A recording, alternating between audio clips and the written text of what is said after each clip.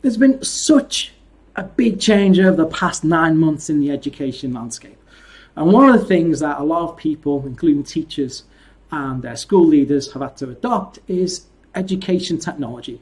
This has really brought about a different viewpoint and perspective on how we use education technology, or EdTech, in our schools. Over the next hour, we're going to be discussing this a little bit more. Welcome to Ed Talks Live.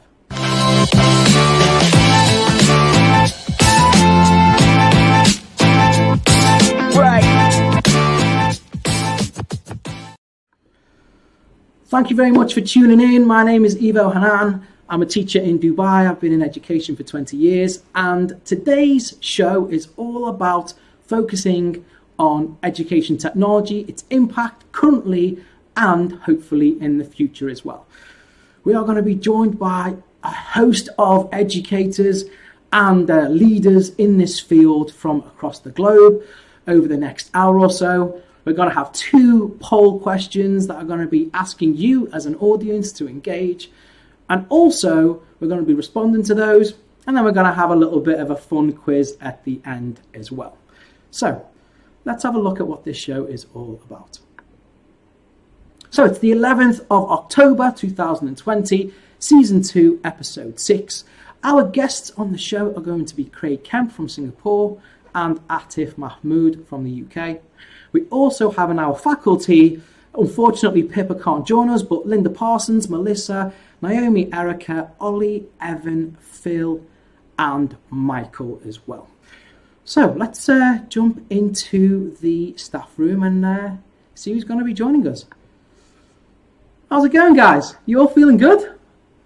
Good. Doing well. Awesome. Hello. Awesome. So I'm going to jump straight to Michael first of all. Michael, the co-host of the show and the staff room as well. Michael, how are you getting on? I'm doing well. It's a beautiful fall day here in Metro Detroit, and so always happy to be here. Awesome. And now we're going to go straight to our 2 guests. Craig, how are you doing, sir? Hey, Evo. Hey, everyone. Super good. Thank you, mate. It's a pleasure to be here. I've been excited about this show for a long time, and I can't wait for the next hour to chat about my passion of educational technology. Brilliant. Atif, how are you? Yeah, really good. Thank you. As Craig says, really excited to be here. Amazing staff room. We're looking forward to speaking later on. Really good. So, who are we going to get an intro from first? Who are we looking at? We got Naomi. Hi guys. So excited to be back on the show, and I'm part of the leader of Red Team, favorite color. So excited for Red Team. Whoop whoop! This today. Excited for the show.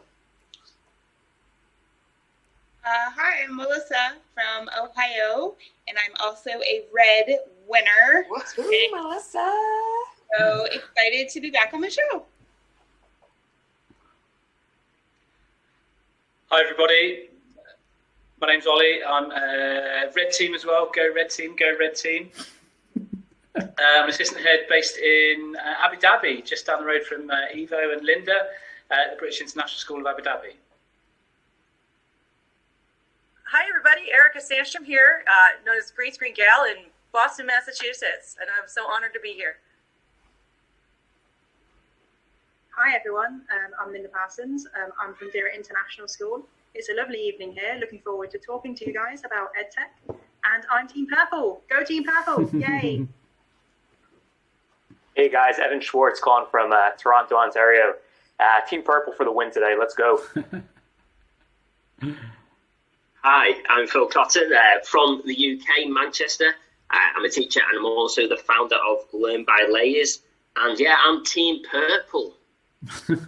Great. So, I mean, guys, welcome to the show. Thank you for joining us.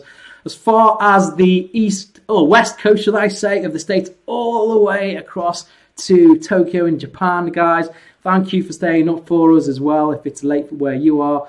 Yeah, really looking forward to seeing how this goes. I don't think that any of you are competitive at all. Let's see as the show progresses. So, for everyone else who's joined us live, why don't you drop into the chat window where you're from and what you're currently up to as well. It'll be great to see and communicate with the community who are involved in the show tonight. So, EdTech. This is really a mammoth when you think about it. I mean, it's really kind of come along in the last 2 decades, and it's become so important to educators. When you look at this infographic that I've just put up here, a lot of teachers agree with just how important EdTech actually is. I mean, we have percentages 86, 96% EdTech, but teachers believe EdTech increases student engagement in learning. 95% feel it enables personalized learning. We've got 89% here, improves student outcomes. 87%, it improves student collaboration. Okay. When we look at the actual investment side, there's a lot of investment. This graph here from Honlun IQ goes from the last, it all covers the last decade. 2010, we had 0.5 billion, and that climbs all the way up to 2015, $4.2 billion dollars of investment in that year in EdTech.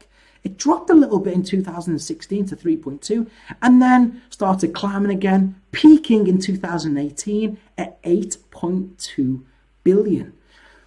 Now that is some serious stuff, guys. And at the end of the day, this is one of the most important kind of fields when it comes to global growth, which is education. So it's good to see that other people are investing in it. We're going to be looking at a couple of polls. The first poll is coming up here. Question number 1. You can answer it on the code 2350746.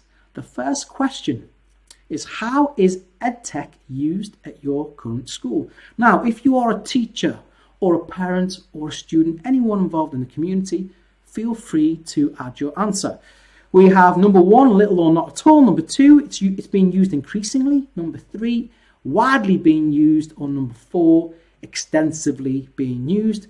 We are going to come back to those results after we have spoken to our first guest. Let me just make sure he is going to be tuning in. He is a global EdTech consultant and advisor and the founder of Ignite EdTech. Craig, are you there? I am here, mate. Thank you so much for having me. Thank you very much for joining us from Singapore. How late is it right now in Singapore? We're good here, mate. It's 10 past 11 in the evening. Staying up just for you. Oh, yeah. Honestly, like it is.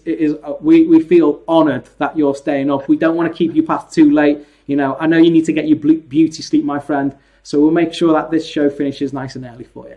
So, Craig, tell everyone a little bit about what you do. Yeah, I mean, I'm originally from New Zealand. I moved to Singapore nearly 9 years ago now. I'm a primary trained teacher that's taught and led in both public and private schools all over the world from grade 1 to grade 10. 18 months ago, I left my role as a Director of Educational Technology and Innovation at a large 3,200 student international school here in Singapore, and started my own consultancy company, Ignite EdTech. My purpose in education has always been to make a difference with what I've got, and as if to grow my skill set and build that over the years. I decided that the next obvious thing for me to do was to support more people around the world in developing their skill sets, their mindsets, and their capacity to be more authentic and purposeful and strategic about their use of technology to add value to student learning.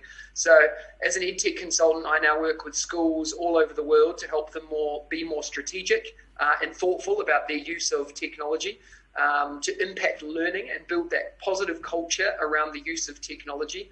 I also work with EdTech companies to support them in being better connected to schools globally and to be better helping schools actually solve their problems. So one of the things I always say to educational technology companies is, you need to listen more and talk less. And I think that's a really important skill for all of us to remember, is to listen more, talk less, and really work hard to solve those problems, particularly now in the world we find ourselves in.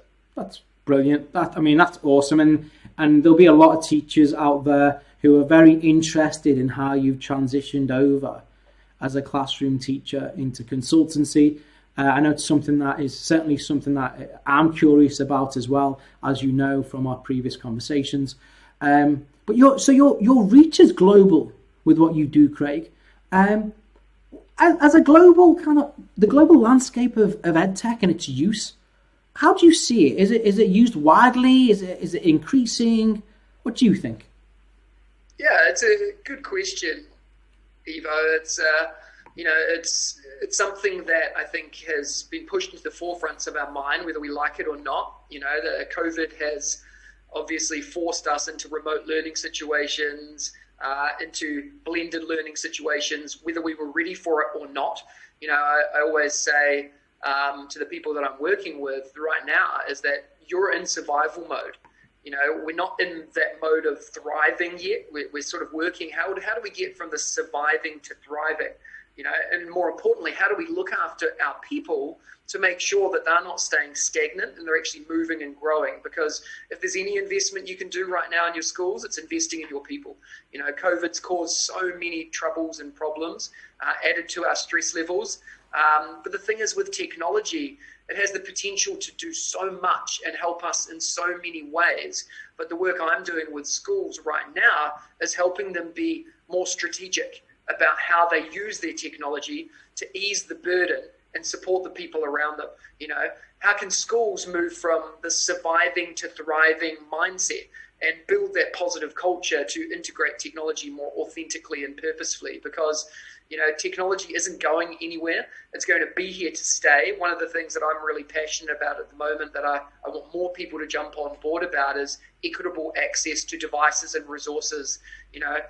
There's so many people around the world that do not have that equitable access to resources and devices, and we really need to make sure that we're pushing towards helping those people get up to where we need to be. Yeah, no, absolutely, 100%. And the impact, as you can see from some of the infographics that I've shown before, the impact is immense, really, with EdTech. So, the final thought, really, maybe couple of pieces of advice. Any school leaders who are listening out there who may be struggling with implementing education technology, or their faculty taking it on board, what kind of advice would you offer them? Yeah, I think there's a couple of things.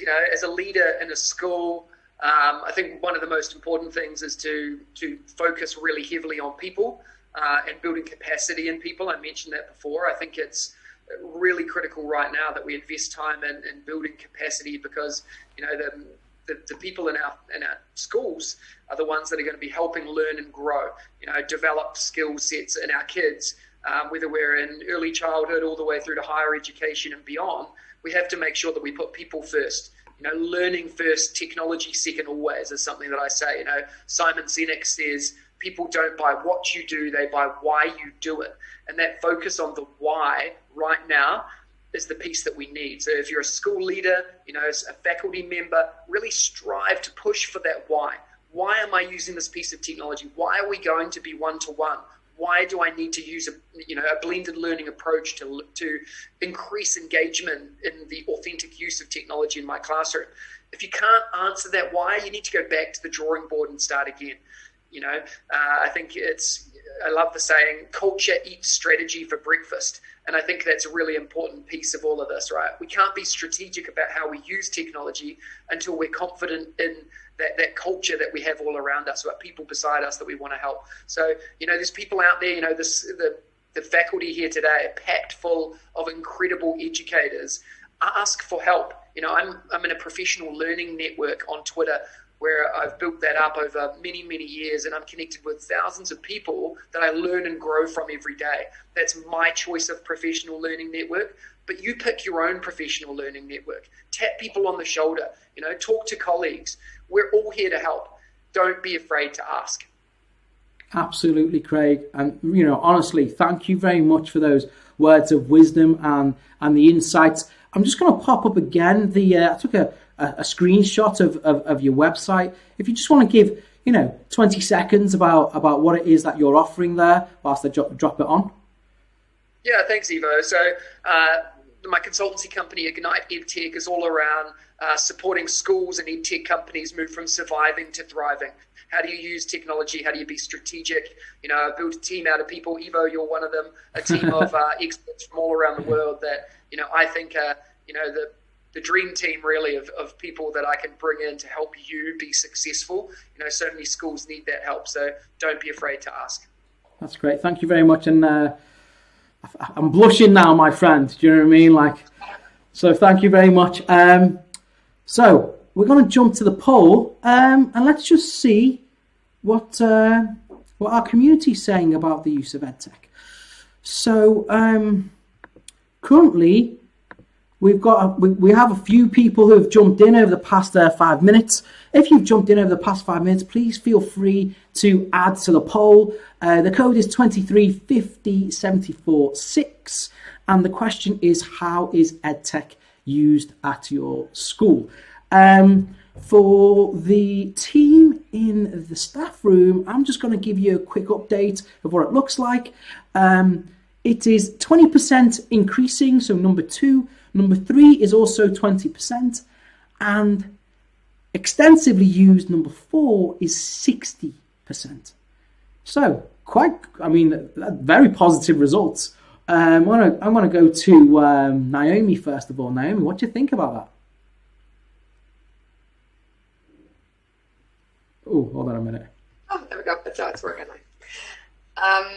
I think I think it's good. 60%. That's actually a really high percentage, which is great. And I think it is. Obviously, I think COVID probably has been a big part of that, as in like accelerating the need to be on there. But I think, like Craig said, it's like the why is so important as to why we're actually using it.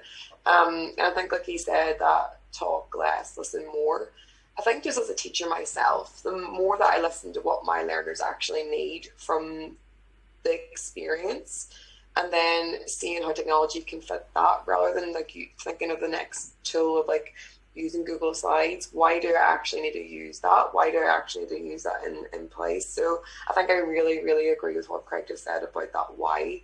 But also as a teacher, you don't feel like you have to take on every tool. It's actually just watch your why you're using it as well. Like starting small, just maybe using one little tool that you think will help you accelerate your teaching.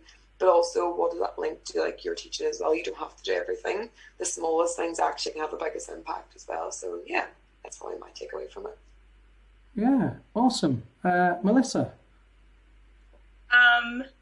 I just kept shaking my head. I love seeing Craig on Twitter. So it's awesome to see him face to face, sort of. I completely agree with the talking less, listening a whole lot more, and I think it really goes back to our kids too. We as teachers want to take control of the conversation, and we need to empower our kids just as much, as well as the tech tools. I completely agree. I do think that I have 25 kids, and each kid is its own separate identity, which I need to teach to that child and give them the resources and the tools that meet their needs.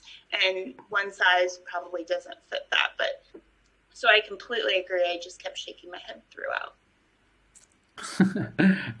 Yeah, thank you very much. Michael, I'm gonna leave the next faculty to you, and maybe give us a couple of insights of what you thought about what Craig had to offer. Sure. I, like Naomi and Melisa, also flagged the listen more, talk less. I dropped it in the YouTube chat as well. That seems especially valuable for all of us in a lot of different areas of our life, in addition to, not only in school space. So that jumped out at me. And then also the equitable access piece to technology. It is not the case that young people or even staff everywhere have all the technology they need to be able to function, to thrive, using Craig's language, in today's education world. And so that's a big piece that I think is important as well. Olly, what did you take from Craig's comments? Yeah, I really like that, and I love how he linked it to Synec's why. That really resonated with me. It reminds me of something that Michael Fullan speaks about, the idea of pedagogy always being the driver and technology is just the accelerator to get there. And quite often we can forget that technology is actually a utility rather than being the goal itself. So hearing all of my fellow colleagues in the staff room talk about the core purpose of using it to focus and enable and enhance teaching and learning, improve the opportunity for creativity for students, drive our own efficiency, promote independence, critical thinking. The list goes on for what technology can do for us in the classroom. But I think it's, to go full circle back to what Craig was talking about, I think it's really important that we base our decisions on being evidence informed. And quite often that doesn't necessarily mean academic research. Actually, it means you, the teacher, knowing your kids. And it comes down to that ultimately. Awesome, Olly. Thank you very much for your insights, guys. Now, I think a lot of people are going to be wondering the types of EdTech tools we should use. Erika, do you want to give us a quick intro before we play your inspiring video? Sure. Well, this one goes really fast, but there's full tutorials at my website. Anyway, I picked some things that were going to help students not feel so isolated. So lots of fun tools on how to bring your class together in fun ways. Here we go. Fun. As educators navigate this new world of remote teaching, I've noticed that my students feel very isolated and they really miss the camaraderie of their classmates. So I'm bringing you 6 helpful EdTech tools to help you collaborate, communicate, and celebrate your students' learning. Number 1, Wakelet. So many incredible educators and Wakelet ambassadors globally have brought so many cool ideas on how to collaborate and celebrate using Wakelet. So jump on that Wakelet wave. Number 2, Bulb. Bulb is an awesome place for digital portfolios where your students have inline commenting and real-time feedback. Plus they have templates and it's really fun for the students to see everybody else's work. Bulb is a great tool for students to be able to communicate and celebrate each other's learning. Number 3, Class Dojo. Dojo portfolios are incredible and 100% free. Students can celebrate their work with their classmates and feel like $1 million from all the feedback. Number 4, Padlet. This is one of my favorites. Padlet is a virtual wall which celebrates collaboration, communication, and creativity. And there's so many different layouts and options. But it's not just for the students, it's also for whole school communication. And I even use it for my online courses. And we have so much fun commenting on other people's work and celebrating all of our shenanigans together. Kind of like Facebook. And just like all the others, you can upload so many different kinds of file format. Number 5, Flipgrid. Okay, if you have not tried Flipgrid yet, you must. It is the best place for student voice. But not just that, it's also a great place for meeting PLN and communicating with your colleagues. Plus, they literally couldn't make it easier to use. Plus, it's so much fun with endless possibilities. And number 6, Buncee. Buncee and Flipgrid together is incredible, where you can share your visual voice. Plus, students can collaborate and communicate in such a creative way.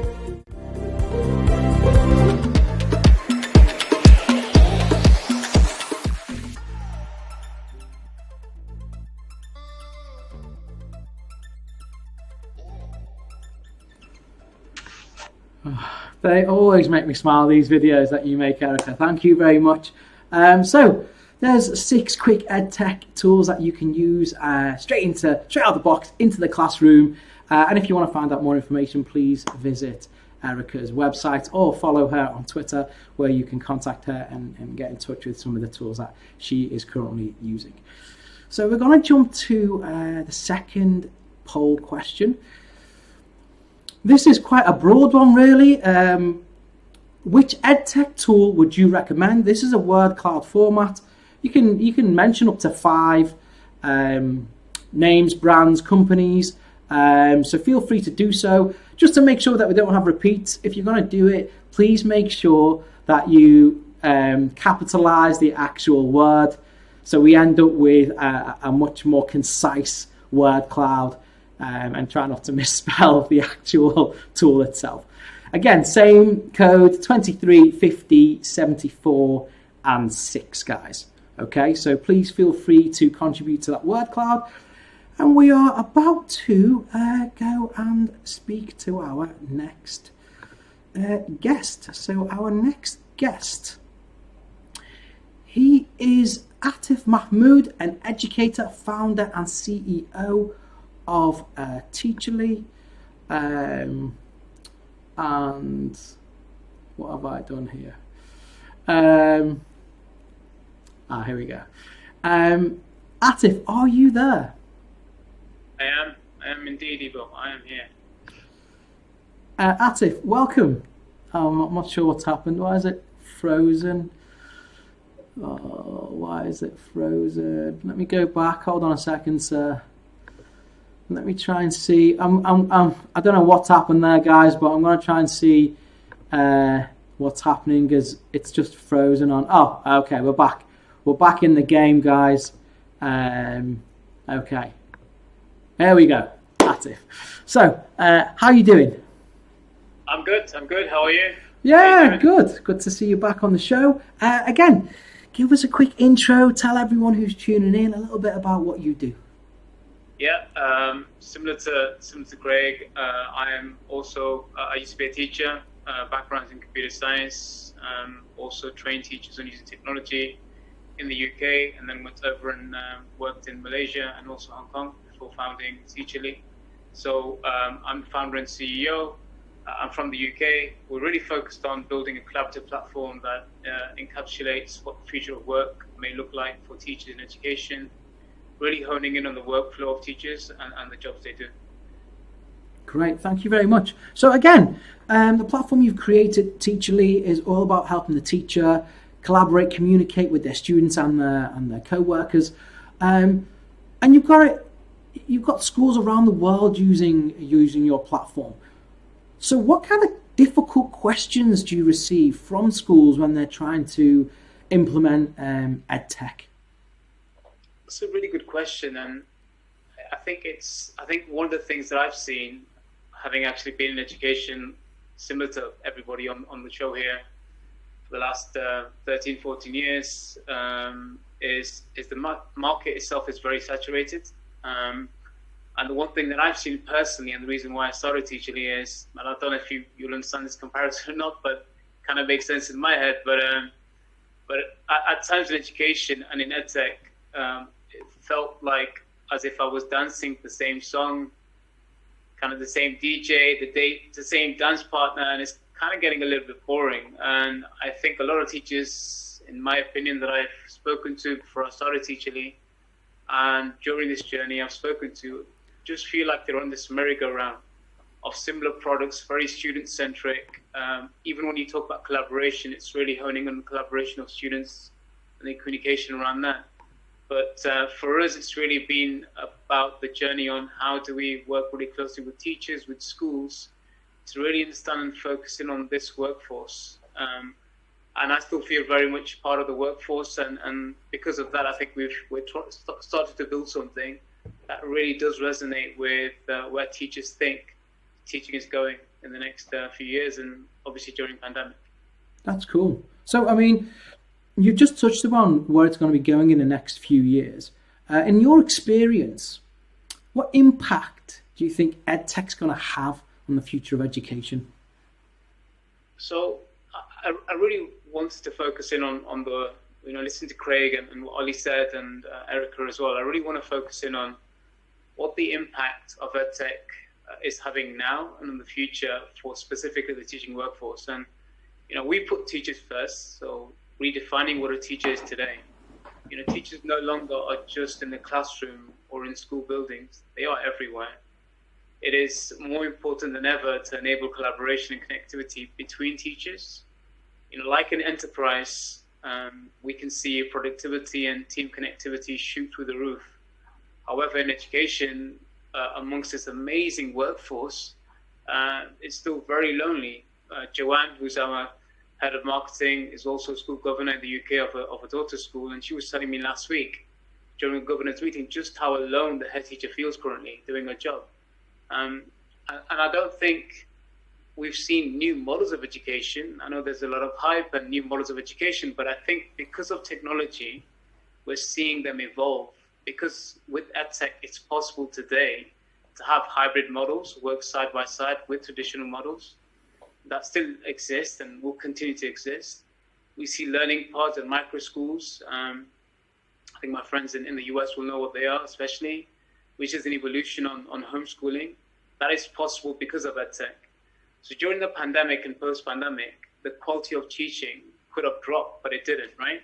Look at some of the tools that Erika just showed now. So it got better because teachers are naturally creative and curious and embrace the technology. I just wanted to point out a couple of things. We recently did a survey with about 500 schools globally and in the UK. So we think, assessment will change for the better. Curriculum will also change for the good. Let's focus on just filling a vessel, pouring in a series of lessons and facts and standards and study guides.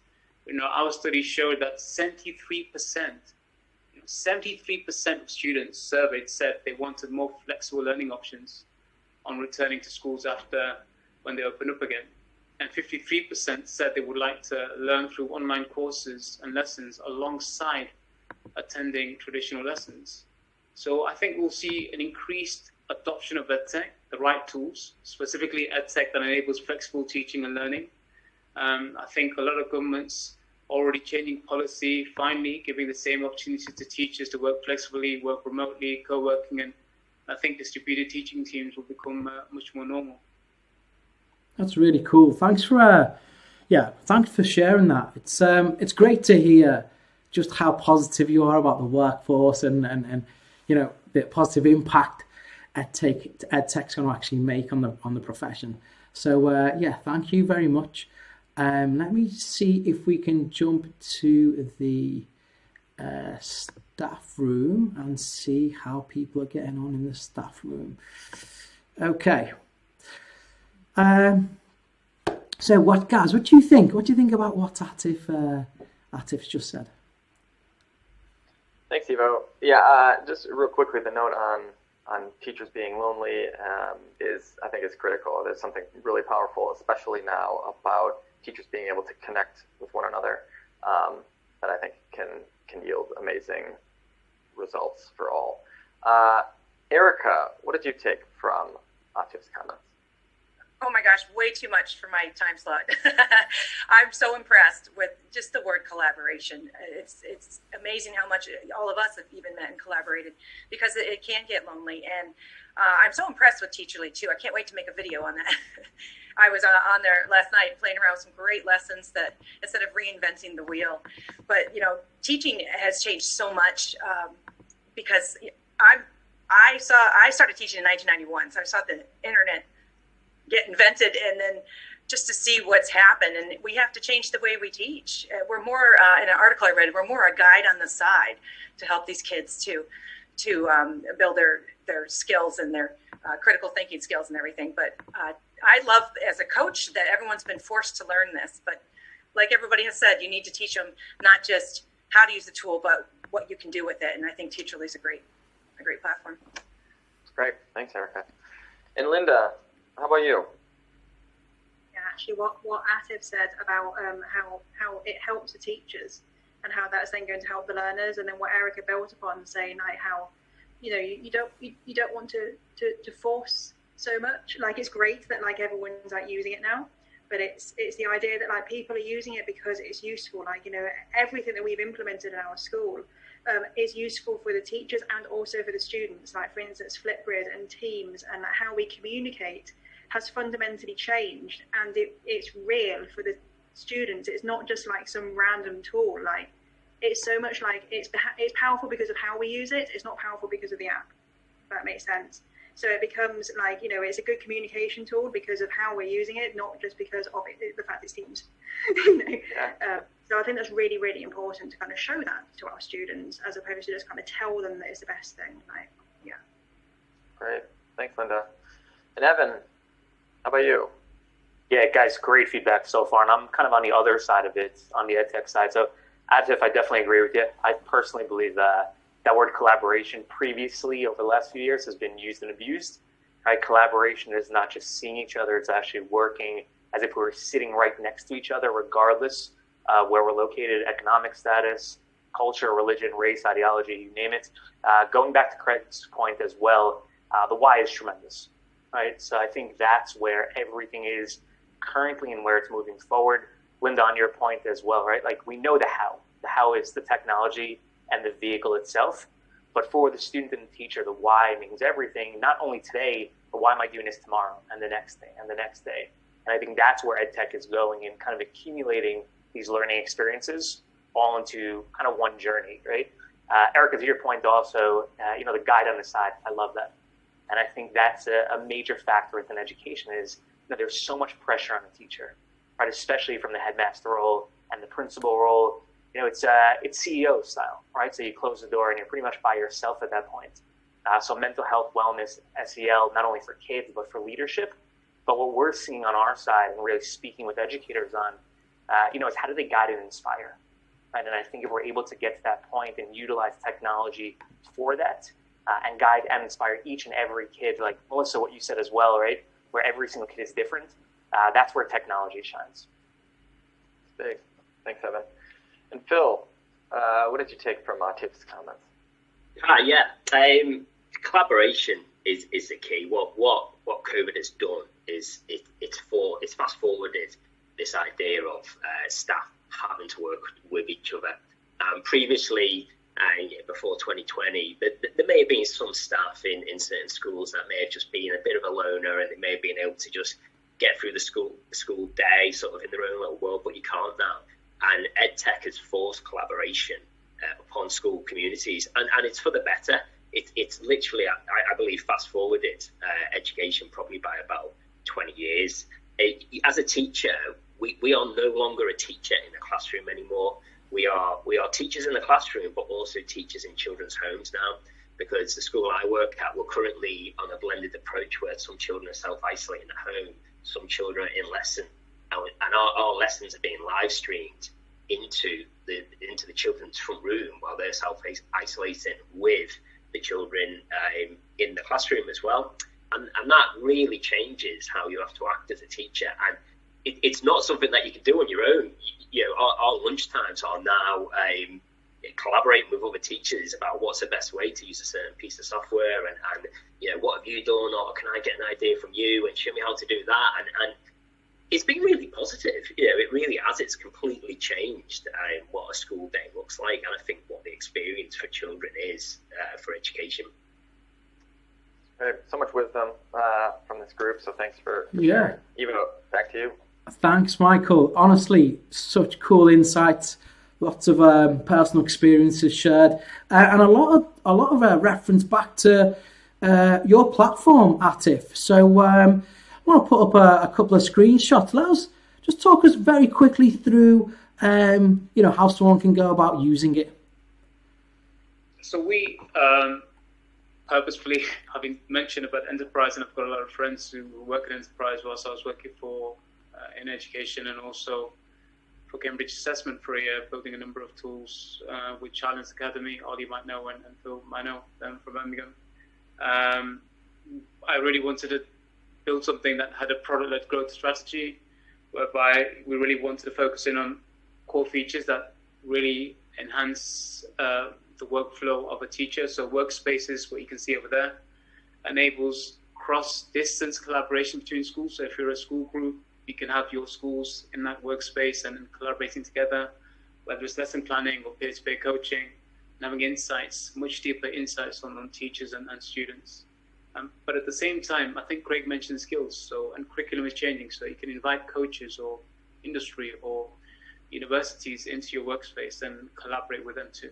That's awesome. And then you've got this great interface, right, where you can interact with the students and get live feedback on the questions and stuff. Let us know. Just tell us a bit about that as well. Yeah, so the other bit, I think Phil just mentioned about blended learning. Look, I'm 38, so you can probably tell by my grey hair, no hair on top, right? So blended learning is something that's been around for years, right? So it's nothing new, but it's how EdTech today, with the technology we have, how we can make it better, make it easier, efficient. So what we've done here is just create something that makes it safer and easier for teachers to deliver smaller online classes. Because I don't think, let me be honest with you, there was actually a school that we that was in Dubai actually wanted to use us, but they wanted to deliver to like 60 students in one go, and it's just, for us, that's not the model. It's smaller classes online and delivering a much more personalized teaching and learning approach. So that's what we've built here, and that's what you can see. Personalized learning, yeah, absolutely. I mean, that's definitely a current and future trend in education right there. Thank you very much, Atif. So we're going to come to the last segment of our show, which is the staff room quiz, guys. Okay, for people who are joining us live, feel free to take part. There's going to be 5 questions. Each question is worth 2 points. The last question, so question number 5, is actually worth double points. Okay, try not to use Google. Try to see if you can figure it out, and let's see if you can beat the teachers in the actual group. Oh, whoa, people have come prepared. We've already got Craig. We got a full graphic. Jeez, this is full graphic, mate. These guys have brought their game faces. So let's hear from the team captains who are going to introduce their team. We have the red team with Naomi. Woohoo! Yes, Craig, you got the graphics going. I don't have that technology yet, so that's fantastic. You got the red team backed. We got Craig and Melisa and Olly on our team, and yeah, apologies for Pippa, but yeah, excited. Brilliant. And the purple team, Erika. Okay, yes, I got the captain. So I had, look at all right. So we have Atif, Linda, Evin, and Phil. Let's go! Woo! Great. I love the backdrop as well. And if we were given extra points, guys, bonus points for creativity, you would be receiving them. Unfortunately, this time round we're not. So Naomi, consider yourself lucky. All right. Okay. So we're going to get straight in. I'll be asking the questions, and then Michael will be moderating the time and making sure that we receive the answer from the captains only. Can we please make sure that if the question is not going to your team, you mute your microphone? You have around 20 to 25 seconds to answer each question. If you don't get it right, it will go to the next team. Team Red, are you ready? We got this, guys. Let's go. Purples, are you ready? You ready, Purples? Yeah. You sure? I don't know if you're ready. Okay, guys. Think about it for a second. They're like, okay. They're too scared. It's okay. It's okay to scare, guys. It's all right. Okay, so first question to the Reds, guys. Okay, Michael, feel free to start the clock after I've finished this question. Based on the Edtech infographic I mentioned at the beginning of the show, what percentage of teachers believe Edtech enables personalized learning? Okay, was anyone? Everyone was listening to Evo, obviously. What do we think, guys? Engaged in. Sorry. Typical teachers being completely engaged in what the teacher is saying. What should we hazard a guess at? This is funny. 80s? What do you think, Melisa? Yeah. We need an answer. We need an answer, red team. 80, okay. Should we go 86, Olly? Naomi? Before the time ran out. 86%. We were all listening. You go for 86%. I love the fact that you're trying to guess when I actually mentioned it. Guys, it is not 86%. Can the purples get closer? All right, so red team mute, purple. You're on. You got 20 seconds to get closer than 86. Ready, okay, guys, we either go 87 or 85. What do you think? We're going to get closer. Erika, I love it. 85. 85. Play the odds. 85? 85, final answer. All right, Evo? Well, I mean, guys, there is the saying, you snooze, you lose, guys. And to be honest, you're both quite a bit off considering I mentioned the actual percentage. It is actually 95%. The Reds do get the point there. But to be honest, because you're so far out, I don't feel like I should give anyone the point. You guys should be listening to what I'm saying. You know what I'm saying? I think they both missed. 10% out. 0 points. 10%. If you were listening, guys, you'd have been in the 90s because you'd have known most of them were in the 90s anyway. But never mind. You can't go switching the rules like that. It's cool. I'm only joking, Naomi. You've got the point. Don't worry about it. You've got the point. So 2 points to the Reds. Okay. Purples. Question number 2. You ready? Yeah, we're ready. We got this, guys. Okay. Come back, kid. All right. Again, it's gonna see if you were actually listening to what I was saying before. Based on the Honlon IQ visual, what was the capital funding for EdTech globally in 2016? Clock started. 20 seconds. I know you know this, Melissa, because I saw that you commented about it afterwards. Oh my goodness. It dropped from, what was it? Oh, I can't remember. Yeah. Yes, because I Was it about 16 billion? I'll tell you off. No. It 2000, now it's I think it's like 3 billion or 3.5, something like that. Go with 3. All right, purple team, we need an answer. Okay, what do you think? 3.5 billion? 3.2. 3.2. Okay. Yeah. Excellent. 3.2. Lock it in. Evo? Guys, it is 3.2. Well done. Oh, It is 3.2. And Wow. And listen to me, 16 billion. yeah, I mean, That's fantastic. when I was actually writing the show and I put the questions in, I made sure that I mentioned what was happening, but in both cases. So it wasn't just a case of, oh, I didn't see the visual. I actually spoke about them as well. So it's nice to know that purples are better listeners than the reds. Okay, red team. Question number 3. Are you ready? Yes, we are. Evo. We're going to get this one. We're going to listen to you. All right. Listen to this question now. The iPad has obviously revolutionized the way we educate in classrooms. But what month and year was the first iPad launched? Did you say that as well? What month? No, I didn't say this. So only the first 2 questions. I don't want to punish people throughout the quiz. You know what I mean? Okay, team. What are we talking I know about? this is me. Clock started. March 2012 for sure. I had this in a quiz not long ago. March 2012. Lock it in. All right. Evo? It's not March 2012. Oh. I don't know. I mean, I don't know what happened there, but unless when I Googled it, it was wrong. But where did you check your sources? well, it was the first thing that came up, and you know what I mean. Yeah. You can file Anyway, a don't complaint Google it now. After this episode, you can file a complaint. Yeah. We'll revisit. But keep moving. Okay, keep moving. So we're gonna go to the purples. Team gets a chance. Yeah. All right, guys, is this a closer situation or is this I'm gonna check it now whilst you guys are going. By the way, because I actually remember it coming out as well. April 2010. April 2012 is what I was thinking too. April 2010, because I bought one. Oh, 2010? Yeah, I think so. April The first ever iPad. Yeah. First ever iPad. First ever iPad. Question. All right. So hold on, Erika. What's your final answer? April 2010, right? Purple? Yeah. Bill. All right. April 2010. Evo. Lock it in. I'm glad that you remembered. The official launch was when they launched it at the Apple event in January 2010, and then then you could purchase them afterwards. But it is April 2010 is obviously the closest. So well done, Purple team. Well done, purples. You stole those 2 points. Okay, Craig. It's all right, Craig. It's okay. It's all right. Purple is up 4-2. Oh, okay. Oh, okay. So the next question goes to purples.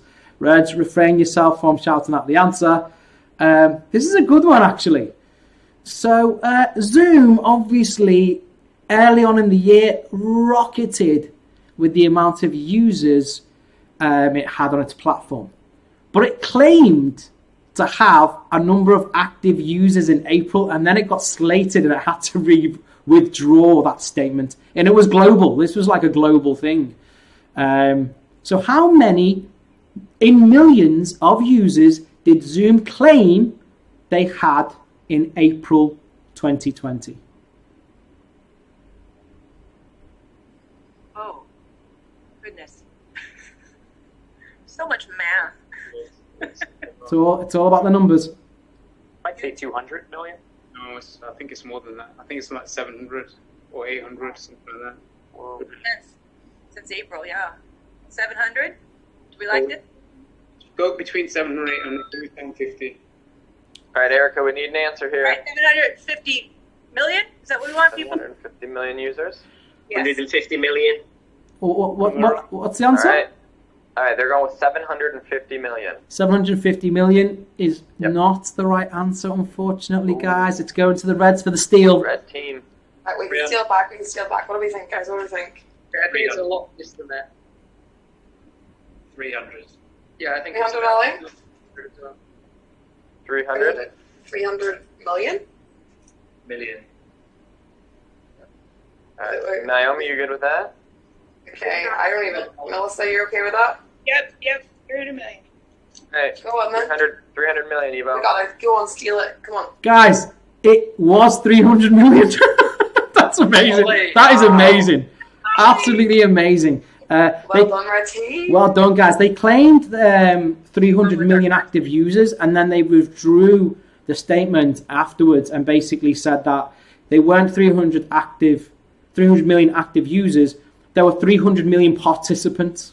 Now, obviously, from a marketing point of view, not all of them are logged in because they're participating in meetings and so on and so forth. Similar to, obviously, this, of course. Yeah, it was... the share price dropped, I think, overnight, like by 15% or something. It had a drastic effect. Big deal. Yeah.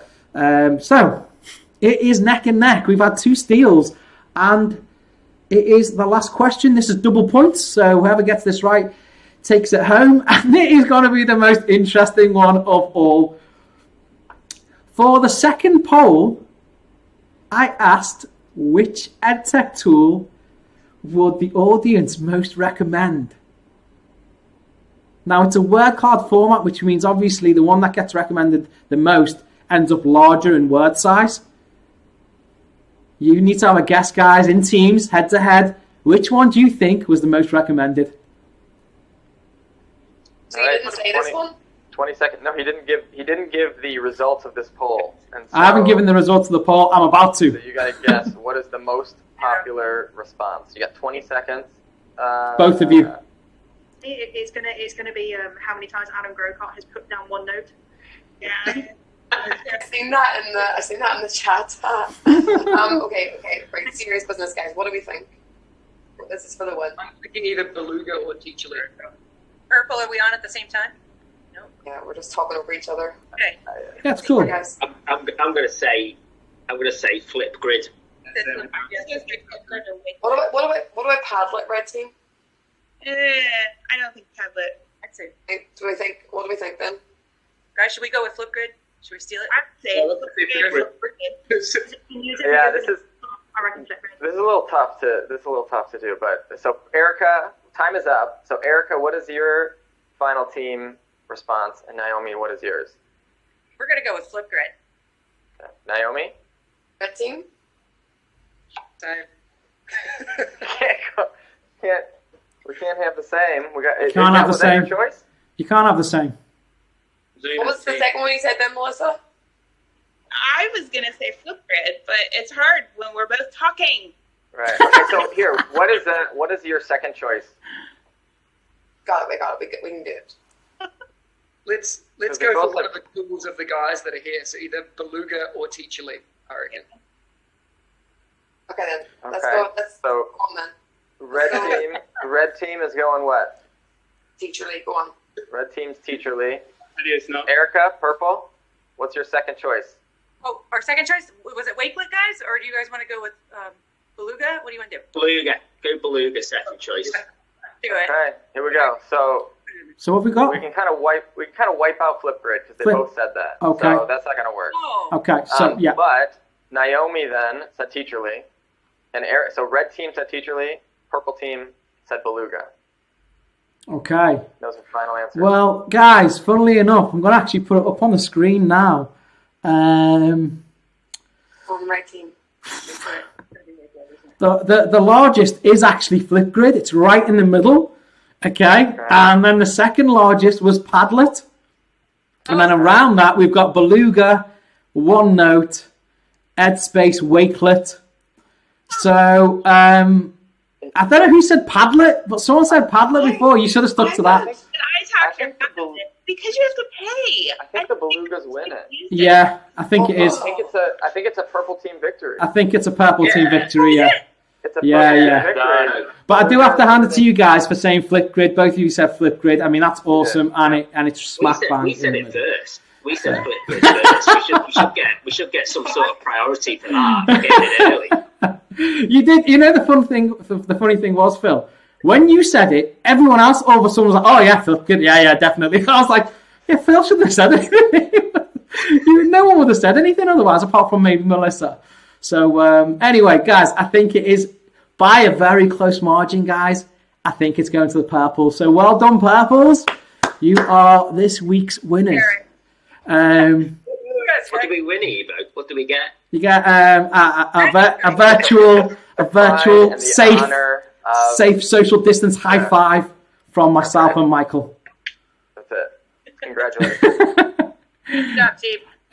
So well done, guys. And I just want to say a big thank you to before we go, actually, Olly, you got a big event coming up, right? Let me just put it up on the screen. Talk us through it.